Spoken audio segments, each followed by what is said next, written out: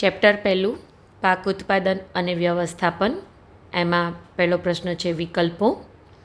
આપણા દેશના જુદા જુદા ભાગોમાં વિવિધ પ્રકારના છોડ ઉછેરવામાં આવે છે. તે અનુસંધાને નીચેના પૈકી કયું તારણ યોગ્ય હશે?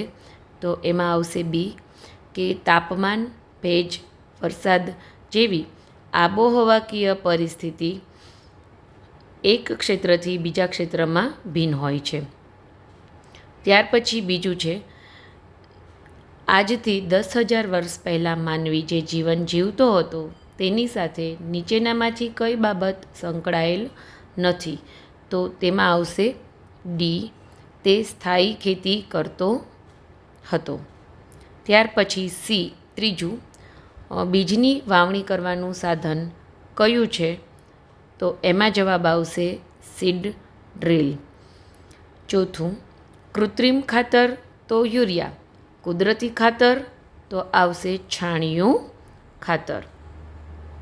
5, કુદરતી ખાતર ખાલી જગ્યા પદાર્થ છે જે ખાલી જગ્યા અને પ્રાણીઓના વિઘટનથી પ્રાપ્ત થાય છે. તો કે કુદરતી ખાતર પ્રાકૃતિક પદાર્થ છે જે વનસ્પતિના વિઘટનથી પ્રાપ્ત થાય છે. છઠ્ઠું, ફળ આપતી વનસ્પતિના બગીચામાં પાણી આપવાની સર્વોત્તમ પદ્ધતિ કઈ છે? તો કે ટપક પદ્ધતિ. 7, પાક ઉત્પાદનની મૂળભૂત પદ્ધતિમાં કઈ પદ્ધતિ સાચી નથી? તો કે અનાજ વિતરણ. 8મું, નીચેનામાંથી શેમાં અનાજનો સંગ્રહ કરી શકાય નહીં? તો કે ભેજવાળી જગ્યા ઉપર. ટપક પદ્ધતિ માટે નીચેનામાંથી કયું વિધાન ખોટું છે? તો કે આ પદ્ધતિમાં પાણીનો વ્યય થાય છે.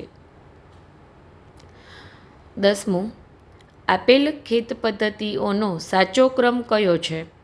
તો કે ડી, જમીન તૈયાર કરવી, રોપણી કરવી, સિંચાઈ અને લણણી. ત્યાર પછી બીજો પ્રશ્ન છે મને ઓળખો. હું ભૂમિમાં નાઇટ્રોજનના સ્થાપનમાં મદદ કરું છું. તો રાઇઝોબિયમ. હું નીંદણનાશક રસાયણ છું. 2,4-D. હું ખેતરને સમથળ કરવા માટે ઉપયોગી સાધન છું.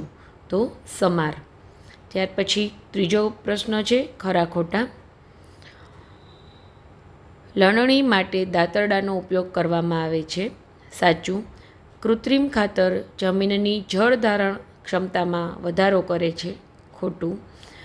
ડાંગર જેવા કેટલાક ધાન્ય છોડના બીજને પહેલાં નર્સરીમાં ઉગાડવામાં આવે છે. સાચું. ચોથું, નીંદણમાં પુષ્પ ઉદ્ભવે પછી જ નિંદામણ કરવું જોઈએ. ખોટું.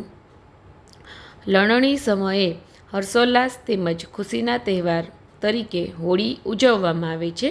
સાચું. પ્રશ્ન ચોથો છે ટૂંકમાં જવાબ આપો. પહેલું, NPK ખાતરમાં કયા કયા પોષક દ્રવ્યો હોય છે? તો NPK ખાતરમાં નાઇટ્રોજન, ફોસ્ફરસ અને પોટેશિયમ વગેરે જેવા પોષક દ્રવ્યો હોય છે. બીજું, હળ, ખરપિયો અને દાંતી જેવા ખેત ઓજારોનો ઉપયોગ જણાવો. તો હળ જમીનની ખેડ કરવા માટે, ખરપિયો નીંદણ દૂર કરવા અને જમીનને પોચી કરવા માટે, દાંતી ખેતરની ખેડ ટ્રેક્ટર દ્વારા સંચાલિત દાંતી વડે કરવામાં આવે છે. ત્રીજું, સિંચાઈ એટલે શું? પાકમાં સિંચાઈનું મહત્ત્વ સમજાવો. સમયાંતરે ખેતરમાં પાકને પાણી પૂરું પાડવાની ક્રિયાને સિંચાઈ કહે છે. વનસ્પતિના વૃદ્ધિ અને વિકાસ માટે પાણી અતિ આવશ્યક છે. બીજનું અંકુરણ પાણી વિના થઈ શકતું નથી. ચોથું, જંતુનાશક દવાઓનો છંટકાવ કરતી વખતે કઈ કઈ બાબતો ધ્યાનમાં રાખશો? તો કે જંતુનાશક દવાઓનો છંટકાવ કરતી વખતે માસ્ક પહેરવું જોઈએ. જંતુનાશક દવા શરીરના સીધા સંપર્કમાં ન આવે તેનું ધ્યાન રાખવું જરૂરી છે.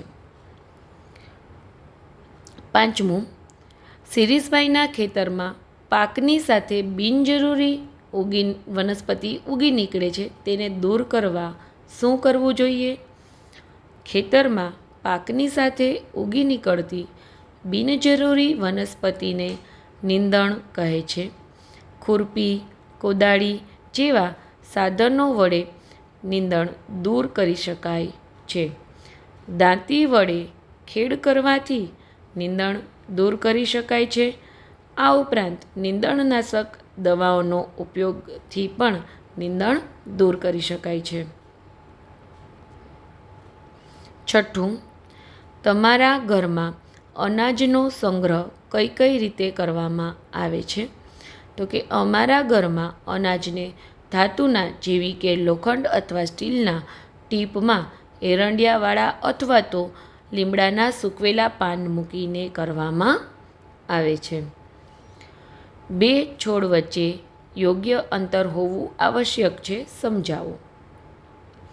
છોડની વચ્ચે થતી ગીચતાને રોકવા માટે બીજની વચ્ચે યોગ્ય અંતર હોવું અત્યંત આવશ્યક છે, જેથી છોડને પૂરતો સૂર્યપ્રકાશ તથા ભૂમિમાંથી પોષક તત્વો તેમજ પાણી પૂરતા પ્રમાણમાં મળી રહે.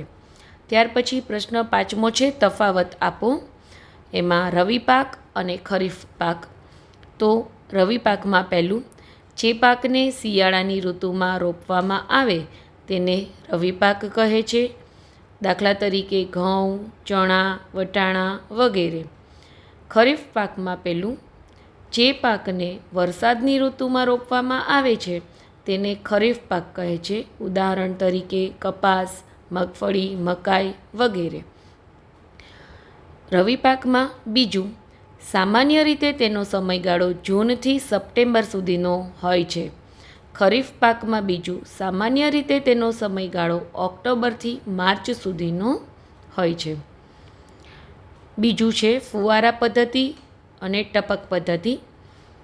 ફુવારા પદ્ધતિમાં પહેલું, આ પદ્ધતિ વડે સિંચાઈ કરતાં પાણીનો વ્યય વધુ થાય છે. ટપક પદ્ધતિમાં પહેલું, આ પદ્ધતિ વડે પાણીનો સૌથી ઓછો વ્યય થાય છે.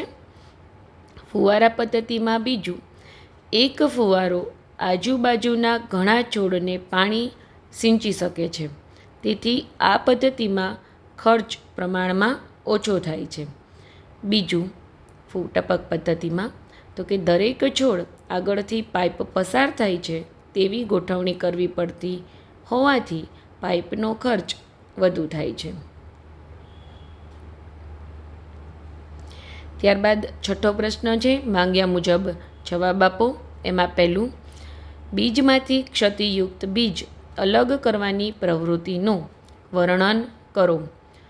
તો એક બીકર લઈ તેને પાણીથી અડધું ભરી તેમાં 1 મુઠ્ઠી ઘઉંના દાણા નાખી તેને બરાબર હલાવો.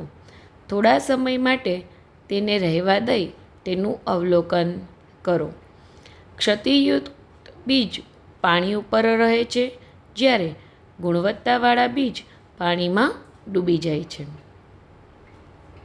બીજો પ્રશ્ન છે, પાક પર ખાતરની અસર દર્શાવતા પ્રયોગનું વર્ણન કરો.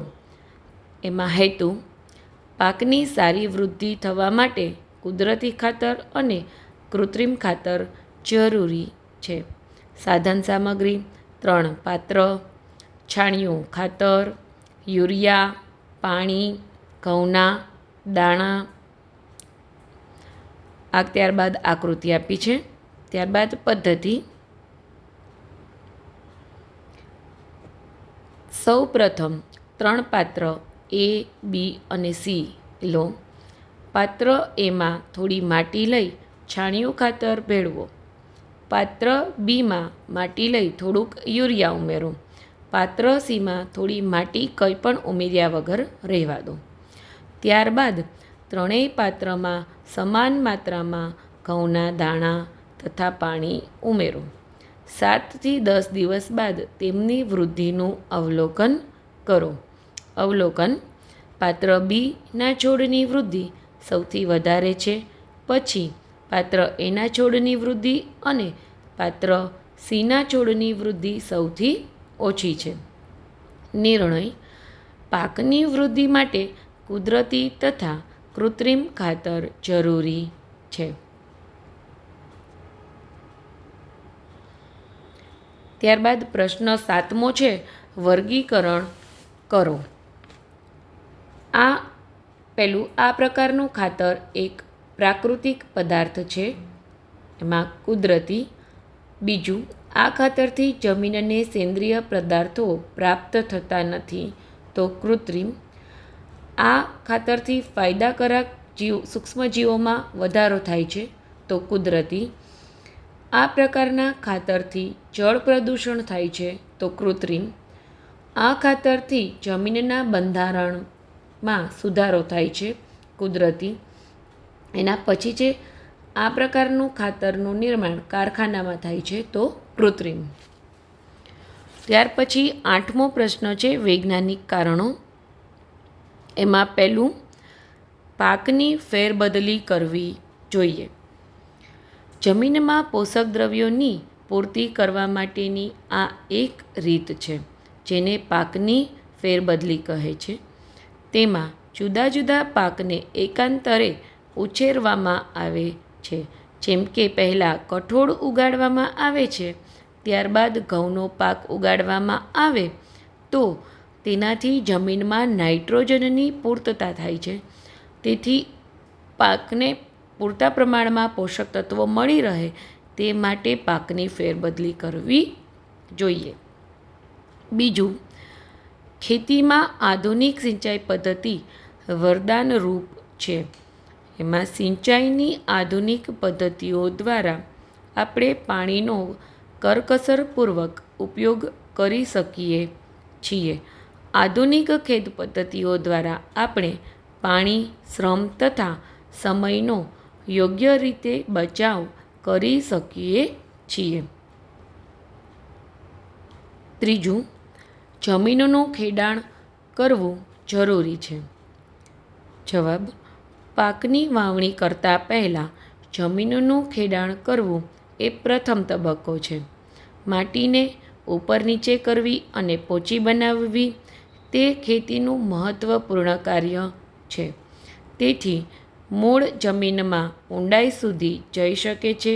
આ ઉપરાંત પોચી જમીન તેમાં રહેતા અળસિયા અને સૂક્ષ્મજીવોની વૃદ્ધિ કરવામાં સહાય કરે છે. ચોથું, બીજને ભૂમિમાં યોગ્ય ઊંડાઈએ વાવવા જોઈએ. તો કે બીજ જમીનમાં સમાન અંતરે તેમજ સમાન ઊંડાઈએ વાવવા જરૂરી છે. રોપણી પછી બીજ માટી દ્વારા ઢંકાયેલું હોવું જરૂરી છે, જેથી પક્ષીઓ દ્વારા નુકસાન થવાથી બચાવે છે. પાંચમું, આપણે કૃત્રિમ ખાતરનો ઉપયોગ ઘટાડવો જોઈએ. કૃત્રિમ ખાતરના વધુ પડતા ઉપયોગથી જમીનની ભેજ ધારણ ક્ષમતામાં ઘટાડો થાય છે. કૃત્રિમ ખાતર પાણીમાં દ્રાવ્ય હોવાથી વરસાદમાં ધોવાઈ જાય છે, તેથી જમીનનું પ્રદૂષણ પણ થાય છે. પ્રશ્ન 9મો છે, આકૃતિમાં નામ નિર્દેશન. એમાં પહેલું હળસાફ્ટ અને ફાલ. ત્યારબાદ બીજી આકૃતિમાં પકડ, હેન્ડલ, બીમ, વળેલી પ્લેટ અને ધરી. 9b છે, ચિત્ર જોઈ અને સિંચાઈની પરંપરાગત પદ્ધતિનું નામ લખો. એમાં પહેલું છે મોટ, ત્યારબાદ ચેન પંપ, ત્યારબાદ ઢેકલી અને રહેટ.